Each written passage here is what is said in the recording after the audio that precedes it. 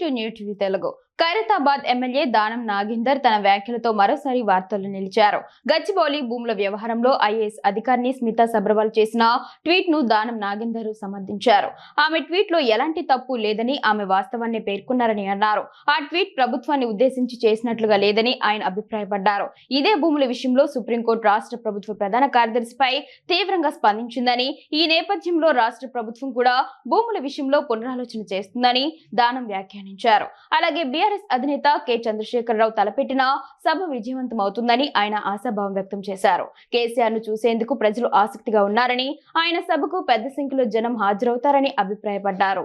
Central యూనివర్సిటీకి సంబంధించి మరి వారు రిట్రీట్ చేసేది స్మితా సబర్వాల్ గారు చేయడం జరిగింది.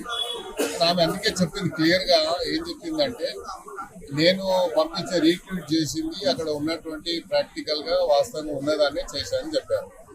కాకపోతే నోటీసు మాకే ఒక్కరు ఇచ్చారు కాబట్టి ఒక సీనియర్ ఐఏఎస్ ఆఫీసర్, అదే విధంగా చీఫ్ సెక్రటరీ గారిని మీరు చూసారు, మన సుప్రీంకోర్టు కూడా జైలుకు పోతారా అన్నారు.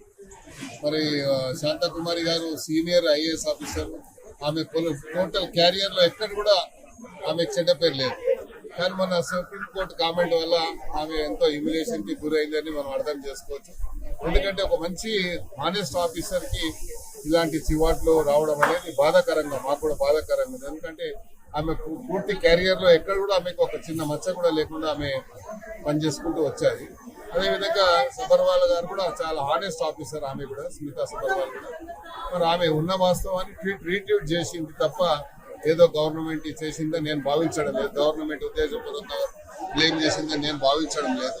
ఎందుకంటే గచ్చిబౌలి ఏదైతే ఇష్యూ ఉందో అక్కడ డీప్ ఫారెస్ట్ ఉంది అని చెప్పి రకరకాలుగా వచ్చింది కాబట్టి మరి దాని విషయంలో ప్రభుత్వం మళ్ళీ పునరాలోచన ఉంది అనేది మనం చూస్తా ఉన్నాం. సంతోషంగా, ఎందుకంటే సెంట్రల్ యూనివర్సిటీ ఆ పరిధిని, ఆ యొక్క శాంటిటీని కాపాడాలి కాబట్టి ప్రభుత్వం అలా ఆలోచిస్తుందని నేను భావిస్తున్నాను.